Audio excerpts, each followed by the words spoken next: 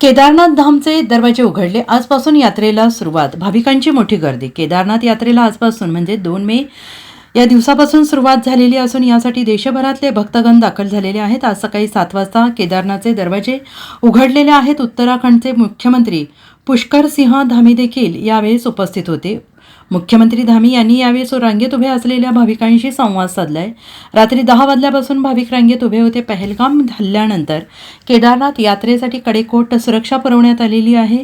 पहलगाम हल्ल्यानंतर दहशतवाद्यांचं सावट असतानाही भाविकांनी मोठ्या प्रमाणात हजेरी लावत दहशतवाद्यांना चपराक लगावलेली आहे. पहलगाम हल्ल्यानंतर दहशतीचं सावट असताना भाविकांनी सुद्धा मोठ्या प्रमाणात हजेरी लावत दहशतवाद्यांना चपराक लगावली आहे.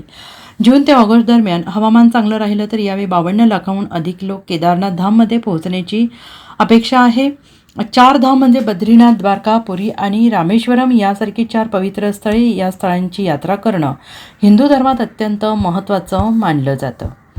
Bureau report, SBN Marathi, Kedarnath.